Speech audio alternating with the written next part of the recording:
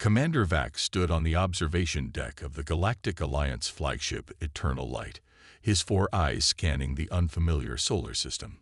The third planet, a blue-green marble suspended in the darkness, had been emitting strange signals for centuries. The Alliance Council had finally authorized first contact after decades of debate. "Report," Vax ordered, his scales shifting to a formal blue pattern. Science Officer Nix approached, her tentacles carrying several data screens. "The species calls themselves humans. They're bipedal carbon-based life forms with remarkable adaptability. Their technology is primitive, pre-spatial travel, but advancing at an unprecedented rate." Unprecedented. Vax's scales flickered with skepticism. Define unprecedented. They progressed from basic flight to landing on their moon in less than 70 orbits of their star. For comparison, the Krith took 4,000 cycles. Admiral Trell joined them, towering over both at nearly 3 meters tall. As the most experienced military mind in the Alliance fleet, his opinion carried significant weight. "And their weapons?" Trell asked. "Mostly projectile-based," Nix replied, "though they've developed nuclear capabilities, quite destructive for their technological level." Vax hummed thoughtfully. The Alliance had encountered 387 species across the galaxy, and standard protocol was clear: evaluate, communicate, then incorporate or contain. Those who posed no threat were welcomed. Those who did were carefully managed. "What of their social structure?" Vax asked. "Fractured, multiple governing bodies, no unified leadership. They war among themselves constantly." Trell's expression darkened. "Primitive and violent. The Council will likely recommend containment." Vax wasn't so certain. Something about these humans intrigued him. "Let's observe longer before making contact. Send probes to gather more data." The probes returned disturbing information. Humans fought wars over resources, ideology, territory, sometimes seemingly for no reason at all. Yet they also created breathtaking art, music that moved even alien hearts, and literature that explored the very nature of existence, contradictions upon contradictions. "They're dangerous," Trell insisted during their third briefing. "Look at their history. They nearly destroyed themselves several times." "But they didn't," Vax countered. "They pulled back from the brink. That shows wisdom." "Or luck," Trell snorted. "And luck runs out." The debate might have continued indefinitely if not for the unexpected. A massive solar flare erupted from the system's star, far larger than anything the Alliance's scientists had predicted. The Eternal Light's shields barely held against the radiation surge. "Status report," Vax demanded as alarms blared throughout the ship. "The planet." Nix's voice faltered. "The radiation will hit them at full force. Their protective magnetic field won't be sufficient. Millions will die." Standard protocol was clear: non-interference with pre-spatial species, especially during natural disasters. The development or extinction of such species was considered part of the natural order. "We should leave the system until the storm passes," Trell said. "Their fate is their own." Vax stared at the view screen, watching as the deadly wave of radiation approached the blue planet. These humans would never know what hit them. They would never reach the stars. All their potential, their contradictions, their strange beauty, gone. "Prepare to deploy shield satellites," Vax ordered suddenly. Trell's 4 arms shot up in protest. "That violates Alliance directive." "I'm aware," Vax cut him off. "But I won't stand by and watch an entire species die when we have the power to prevent it." Nix looked between them anxiously. "Commander, this could mean your commission." Vax's scales shifted to resolute crimson. "So be it." The shield satellites deployed just in time, creating an artificial magnetosphere that deflected the worst of the radiation. On Earth, scientists were baffled by readings that made no sense. Radiation levels that should have been catastrophic somehow reduced to manageable levels. But the Eternal Light had not escaped unscathed. Their primary power core had overloaded during the emergency deployment. leaving them stranded in orbit around Earth's moon, cloaking systems failing. "We've been spotted," Nix reported grimly. "Their primitive detection systems have locked onto us. Their global communications are buzzing with the news." Trell paced the bridge, all four arms clasped behind his back. "This is exactly why we have protocols. Now we have no choice but to reveal ourselves. Perhaps it's for the best," Vax said, watching the view screen as Earth's nations scrambled jets and launched satellites to investigate the mysterious object near the moon. First contact was inevitable. "Under controlled circumstances," Trell hissed, "not with our ship damaged and vulnerable." Vax made his decision. "Transmit the first contact package on all Earth frequencies. Let's introduce ourselves properly." The human response was chaotic. Some nations prepared for war. Others celebrated what they believed was humanity's invitation to a cosmic community. Religious groups declared it the end times or the fulfillment of ancient prophecies. The Alliance Council, when finally contacted through their emergency quantum relay, was furious. "You will be recalled and court-martialed," the High Counselor informed Vax. "This breach of protocol is unprecedented. With respect, Counselor, we had no choice." The solar flare. "You had a choice. You chose to interfere. Now you've exposed an immature species to advanced technology they're not ready to comprehend." Before Vax could defend himself further, Nix interrupted. "Commander, multiple Earth vessels approaching. They appear to be repair ships." Indeed, a motley fleet of human spacecraft had launched, carrying engineers, scientists, and raw materials. The primitive translation systems the humans had hastily developed crackled through the comm. "Alien vessel, this is International Space Coalition. We've detected damage to your systems. We're offering assistance." Trell scoffed. What could they possibly do to help us? But Vax was intrigued. Let them dock. The humans who boarded the Eternal Light were awestruck but determined. They marveled at the advanced technology had immediately set to work, adapting their knowledge to understand alien systems. When told the quantum drive was beyond their comprehension, they simply asked more questions, took more notes, worked longer hours. "Impossible," Chief Engineer Dax muttered after 3 Earth days. "They've actually repaired the secondary power couplings using modified Earth technology. It shouldn't work, but it does." Vax observed the humans closely. They slept little, ate strange foods from packages, and constantly communicated with their planet. Their ingenuity was remarkable. When faced with technology centuries beyond their understanding, they didn't retreat in fear. They adapted. A human engineer named Jack approached Vax, showing remarkable comfort in the presence of an alien commander. "We've got a crazy idea for your main power core. It's not conventional, but it might get you home. Our power core technology is thousands of years ahead of yours," Vax said gently. Jack grinned. "Yeah, but it's still just energy conversion. Physics is physics, even across the galaxy. Sometimes fresh eyes see solutions others miss." Vax hesitated, then nodded. "Show me." The human solution was, as Trell put it, elegant barbarism. They couldn't repair the quantum matrices, so they bypassed them entirely, creating a brute force power router that channeled energy less efficiently but effectively enough to restore basic functions. "It's like they replaced our precision surgical tool with a hammer," Dax complained. "But," she admitted grudgingly, "the hammer works." With partial power restored, the Eternal Light could maintain its position and communications. The Alliance Council, now receiving regular updates, reluctantly approved limited cultural exchange while a rescue vessel was dispatched. Meanwhile, Earth transformed. The confirmation of alien life unified humanity in ways no one could have predicted. Old conflicts didn't vanish overnight, but they diminished as a new perspective dawned. Humans began to see themselves as a single species among many, rather than divided tribes. The Alliance representatives who arrived were surprised to find themselves celebrities.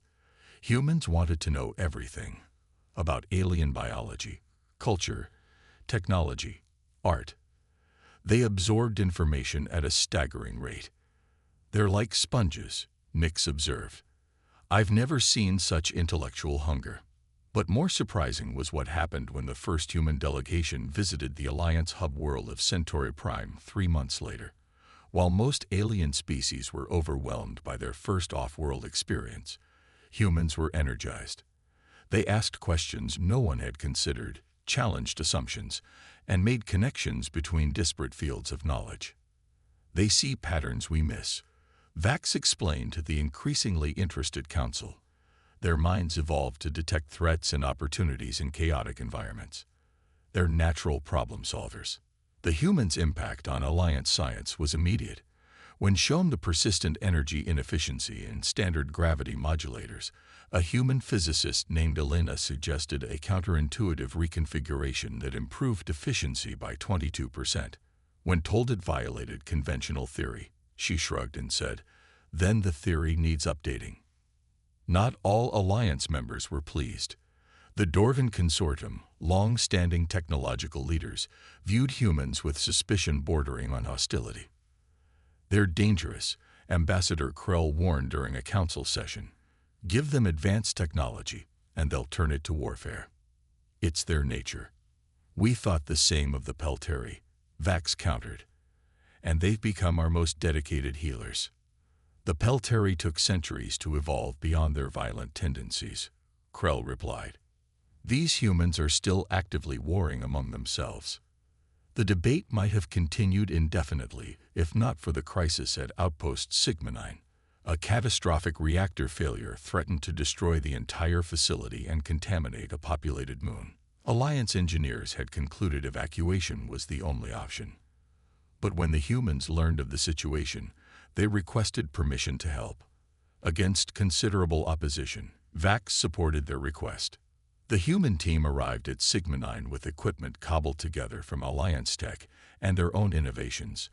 Instead of following standard containment protocols, they approached the problem laterally, creating a temporary dimensional pocket that isolated the runaway reaction. "It can't possibly work," the station's chief engineer insisted, even as readings showed the reaction stabilizing. Jack, now leading the human engineering course, grinned through his protective mask. "Humans specialize in making the impossible possible. It's kind of our thing." The Sigma 9 incident changed everything. Suddenly, humans weren't just curiosities. They were valuable allies with unique perspectives. The Alliance began recruiting them for problem-solving teams across the galaxy. And Vax, once facing court-martial, found himself promoted to oversee human integration into galactic society. "They'll surprise you," he told his new staff. "Every time you think you understand their limits, they'll exceed them." 5 years after first contact, humanity's influence had spread throughout the Alliance. Human-inspired innovations transformed everything from medicine to architecture. Their adaptability made them exceptional diplomats, traders, and explorers. Where other species specialized, humans generalized, and that versatility proved invaluable. But tensions were building.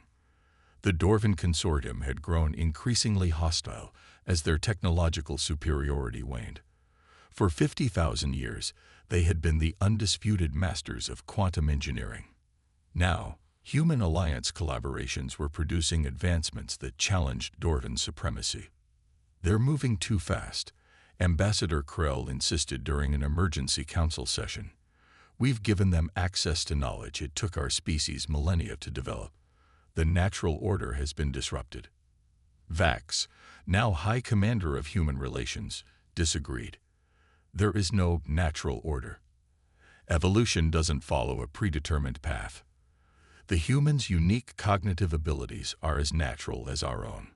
The debate became moot when Dorvan ships blockaded Earth, cutting it off from Alliance support. Their demands were simple.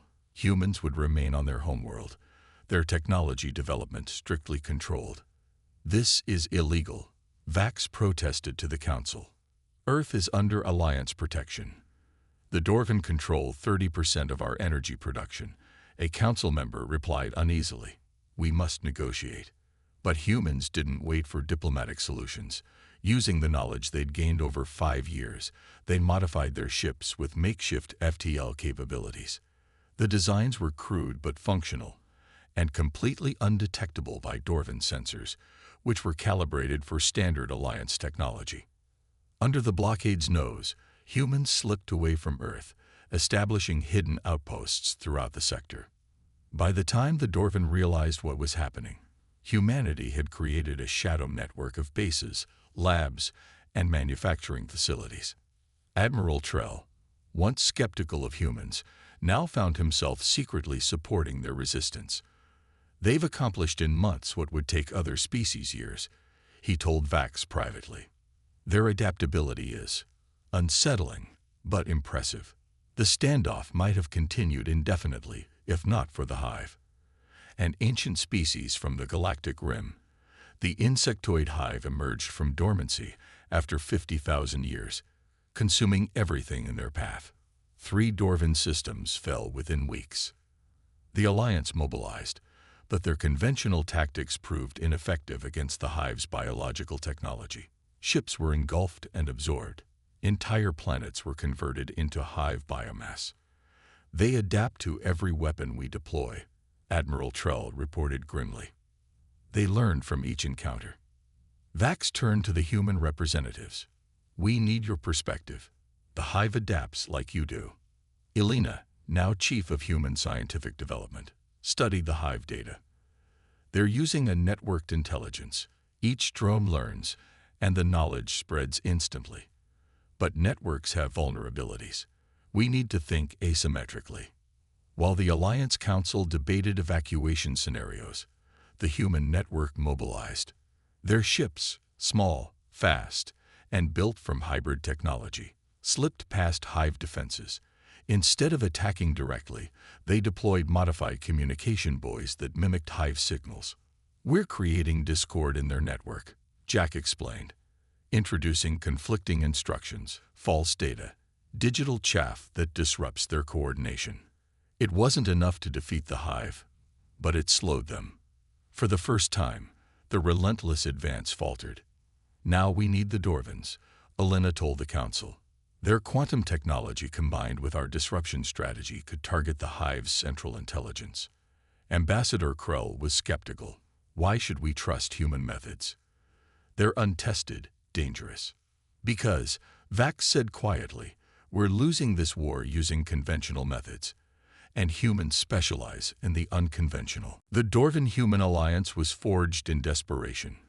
The hive had consumed 7 systems and showed no signs of slowing. Traditional military tactics failed. Conventional weapons were absorbed and adapted to. Only the combined innovations of humanity's lateral thinking and Dorvan quantum expertise offered hope. Elena and the Dorvan chief scientist Mur worked tirelessly to develop what they called a psychic bomb, a device that would project a quantum signal directly into the hive's neural network, creating a cascade of contradictory commands that would paralyze their collective intelligence. It's never been attempted, Mur admitted. The calculations alone are beyond most supercomputers. Then we won't use computers, Elena replied. We'll use people. In a move that shocked the Alliance, thousands of humans volunteered to form a biological computing grid. Using neural interfaces based on Dorvan technology, they linked their minds together, creating a parallel processing system of unprecedented power. The volunteers knew the risks: brain damage, psychosis, even death, but they stepped forward anyway. This is why we fear them, Ambassador Krell confided to Vax as they watched the human volunteers being connected to the system. What species sacrifices itself so readily? You mistake their actions, Vax replied. They don't seek death. They simply value some things more than personal survival. That's not weakness, Krell. It's their greatest strength. The human computing grid worked. After 72 Earth hours, they emerged with targeting solutions that would have taken conventional systems years to calculate. Many suffered neurological damage. Dozens would never recover. But they had their answer. The plan required delivering the psychic bomb to the heart of Hive territory, a suicide mission by any standard. Alliance commanders prepared to draw lots. "That won't be necessary," Jack announced. He and a team of human Dorvan engineers had modified a small fleet of ships with experimental stealth technology. "We can get it there. The survival probability is less."